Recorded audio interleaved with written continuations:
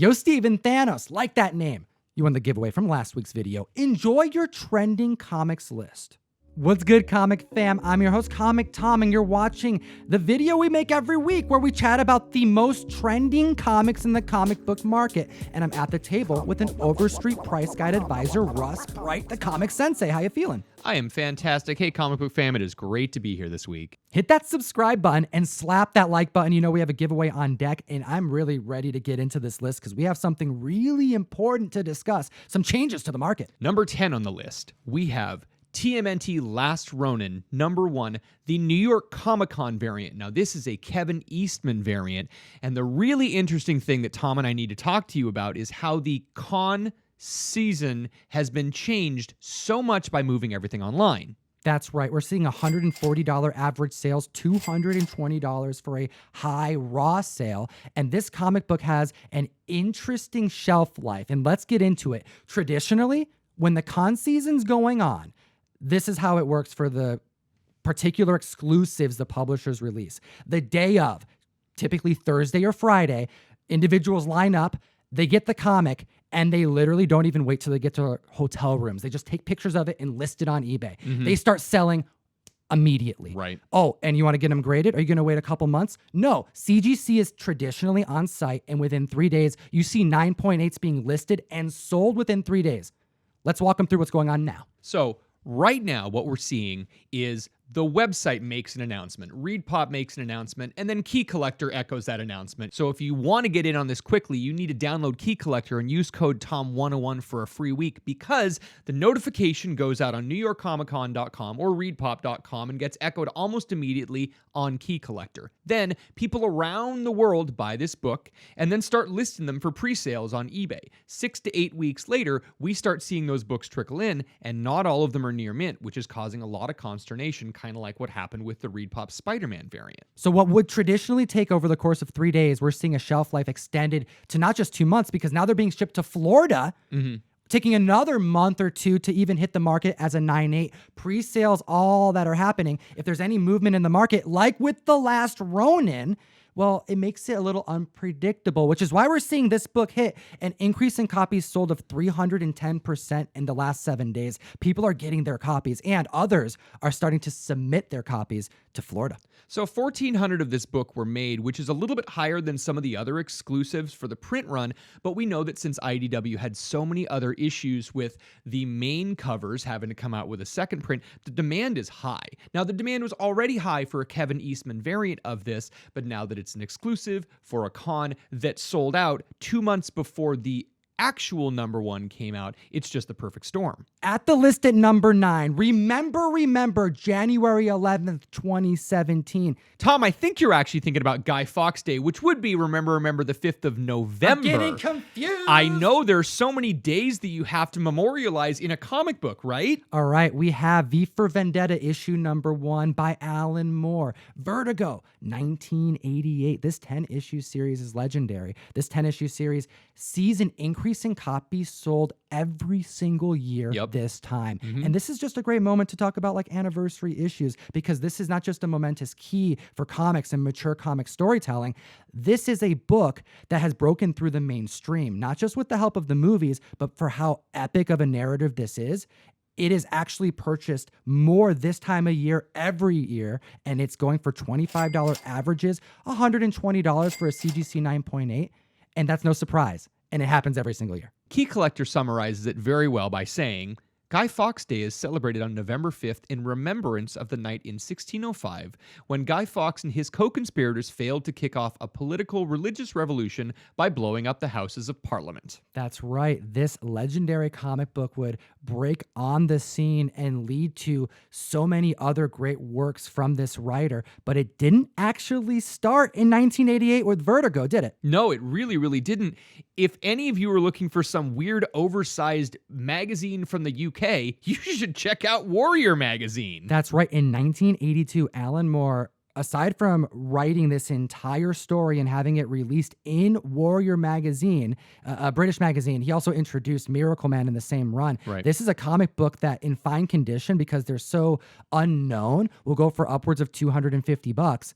But in low condition, you can see them sold for 15 because people literally just don't know that this is a first appearance. So a lot of collectors pay attention every year to anniversary days. You've got the Spider-Man 9/11 day. You've got all of the Christmas comics that only sell during Christmas. There might even be another one on this list that we talk about that'll have an anniversary you'll think about for many years to come. Ooh, I like that, but not before we chat about what's going down in Brazil. Are you following number 8 on the list, Wonder Woman, annual number 4, Russ? This book, I cannot believe, Tom. Again, all of the people in Brazil are freaking out about this new Wonder Woman who happens to be of Brazilian descent. $15 average sale, $34 for a high raw sale. This is still a relatively new book. That's right, 310% increase in copies sold. And this is on a 2-week streak. That happened last week with another book, and we were stunned by it. I'm feeling that similar this week, but after seeing so much hype, we are seeing the Brazilian people post about Yara Flores, who's going to be the first Wonder Woman from Brazil, like celebrity mashups, cosplays, just fan art. They're going nuts. They love this idea, and we know nothing. We have pictures of the character. DC Future State will introduce a lot of existing characters from the future, but also new characters such as this Wonder Woman. And I am so excited about it because the community is behind it. But it's not just in America. I think a lot of these comics are probably going to the new Brazilian fans. I am very excited about number 7 on the list because we have Batman 638, where we reveal that Jason Todd is the new Red Hood. $20 average sales, $120 for a 9.8. I freaking love this cover, dude. I've always been a fan of that reflection. And that second print that came out, which is also selling for about the same, the reversal of it. It's so clever because you've got Batman on one side going, "Oh my God, it's you." And then the other side, you have Jason Todd looking at the reflection of Batman in the Red Hood mask. I've always loved these two covers together. A 433% increase in copies sold this week after the Jason Todd Red Hood super suit debuted this week. We have the very famous designer, L.J. Shannon, who really paid a lot of respect to the DC Comics history by making such a dope looking costume. So if you weren't watching Titans Season 1, maybe this will convince you to watch Season 2. All right, and now at the list at number 6, I think we got to apologize to the comic fam. We do have a major book, a video game franchise, God of War issue number 1. We have Netflix rumors. I think they got excited about how successful The Witcher was. Well, we know how popular Kratos is as a character, but $45 average sale and $110 high for a CGC 9.8. It's another great video game and another great video game book. 950% increase in copies sold after this news was dropped. Could God of War be seeing a TV series? Well, Key Collector was hearing rumors back in October when that alert went out. Well, now we are seeing not just the first printing sell aggressively after this news, we are seeing the second print, the Andrea Sorrentino, it's like a black and white version, starting to sell for as much as cover A. Well, there are fewer than 10,000 copies of the first print of Cover A #1 out there, so this book could really start moving, especially if we have more Netflix news. Now, this is why I think we have to apologize. I think the reason why this was delayed is because we were keeping the God of War art director, Raph Grassetti, so damn busy making our Power Rangers variant that they're just now able to start making this damn show. And that's it. They weren't able to make the Netflix show because Raph was working so Gotta hard. prioritize the heat, comic fam. Comictom101.com. Hit the link in the description. Join the mystery mail call. Okay, I mean, Raph's doing some amazing things right now, and thank you so much for taking the time to give us this amazing variant. At the list at number 5, we got Hench Girl issue number 1. This independent run from Scout Comics coming out back in 2015 has actually been brought up at this table in the past for rumors that have now been validated as of this last week. This little indie book from 2015 is selling for $40 raw with a $183 high for a CGC 9.8. We're seeing a 1,400% increase in copies sold after news broke this past week that this is headed for a live action adaptation. It already has a screenwriter attached. We're seeing that Lindsay Shockley from Blackish is actually a showrunner. This has actually seen some movement. I'm surprised to see how far along they've come, which justifies that high percentage increase in copies sold. Now, there are a couple fantastic variants out there, but the one I really like is the one by Kristen Goodsnook. There is 500 of them made. It's an AG Cave collector exclusive, and they're going for about $25, which is really reasonable. Now at the list at number 4, I am so psyched to talk about this comic book. We got Far Sector number 1 making the list. This is the Young Animal imprint by Gerard Way. You know I love me some MCR, but you know I also love me some Doom Patrol and pretty much everything that this guy does. Well, we have a comic book franchise that is being picked up, and people are specking on it over on HBO Max. Green Lantern is coming, but which Green Lanterns are we going to see? Well, we were recently reporting on a lot of Green Lantern spec, and this character now just became prime for a comic book to own. So we had already been talking about Simon and Jessica, but now we're talking about Joe Mullion, who is first appearing in this book. That's right. We're seeing a 273% increase in copies sold after members are starting to speculate that she will join the series as a lead character. We're also seeing something even more exciting about this book that I thought was a great time to bring up.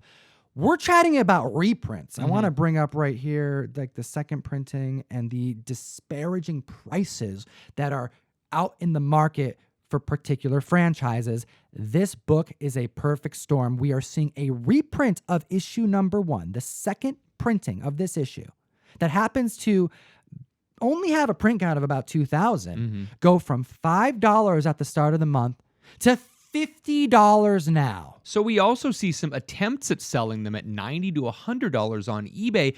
The print count is low, the demand is high. There's a lot of reasons why this book is expensive, and some of the second prints you see are not. That's right. This is unique. Sometimes we're going, oh my gosh, why is the second print really spiking when the cover A is so great? Or the reveal isn't even, on the cover, but they made it the reveal on the cover. Maybe they changed the artwork. There's a lot of reasons individuals would be a little hesitant to get excited and to back a reprint as the spec of choice.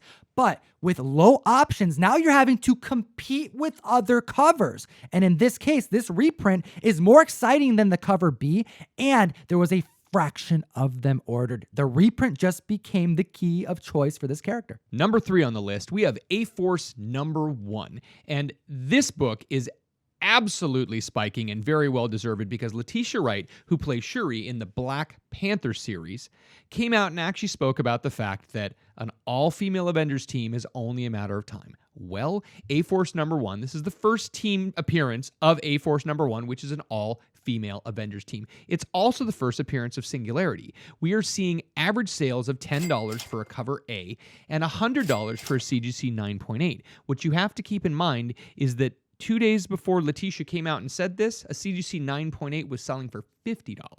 That's right. People getting amped about this, and not for the first time. We remember post-Avengers Endgame that this being a major spec of choice, and I think it's for good reason. Number 2 on the list, Star Wars 81. We have a $45 average sale and a $225 high sale for a CGC 9.8. Now, a ton of people believe that Boba Fett is actually in a previous story, but this is the first time that we actually see Boba Fett's story, an original story that explains more about what happened with him in the Sarlacc pit in Star Wars comic book canon. That's right. Issue number 68, which has a Mandalorian on the cover as well as on the interiors, is actually a different person. It's Fen Shisa, who actually goes out of his way to reveal himself because they think they're dealing with the person who captured Han in this story.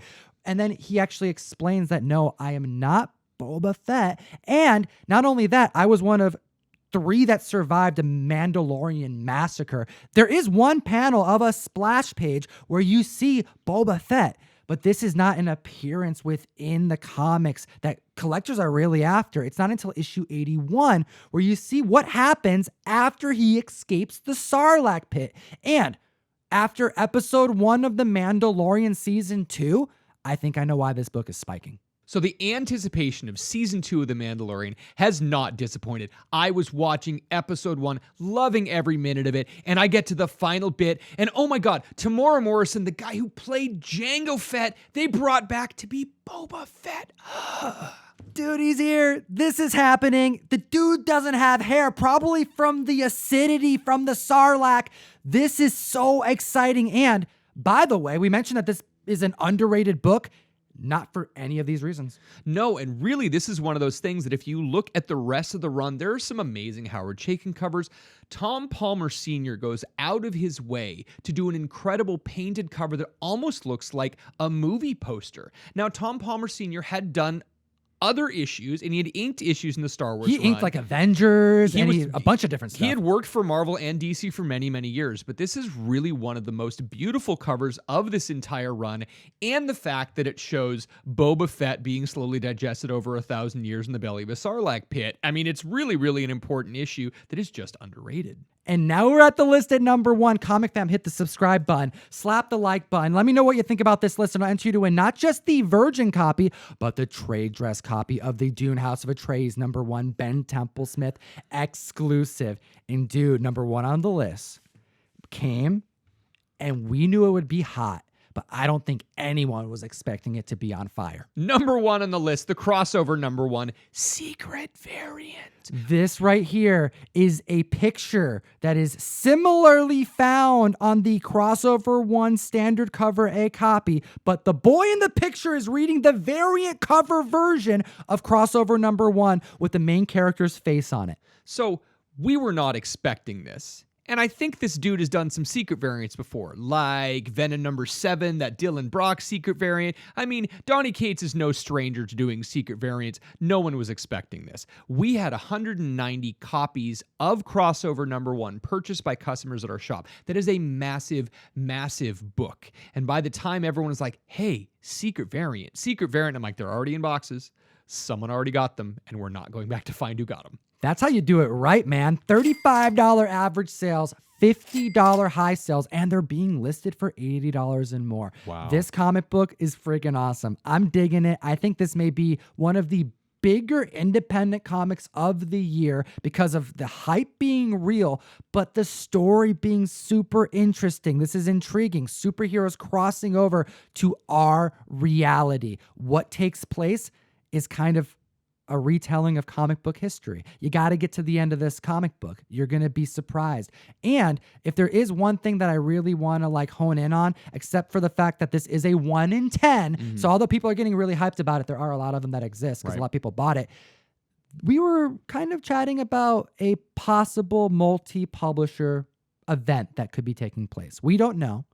And I am excited about this run, but I'm not getting that with this issue. It doesn't really feel like everything's going to happen outside of this Image comic crossover. I think most of these things are going to be contained within Image and the 5-issue run. So the hype is real. The story is solid. I'm excited. I'm going to read it. I'm going to be buying variants. This right here has some potential, but is it going to be this groundbreaking multi-publisher event? I hope I'm wrong, but I don't think that's what this is. So don't buy this book with that type of spec in mind. So we alluded to this a little bit earlier in the video, but January 11th, 2017 is when this big event takes place in Colorado. That's right, the day the superheroes invade from the sky. We may have an event day that we'll need to remember going forward. Absolutely, Tom. And that's how you geek responsibly. Enough said. Comic fam, we have a very, very difficult decision for you to make now. They needed to pick between this video and this video to watch. And I know it's stressful. And I know you didn't just like stick with us this entire video to be hit with this type of just predicament, this type of ruckus. But I apologize, okay? I'm sorry. Have a great weekend.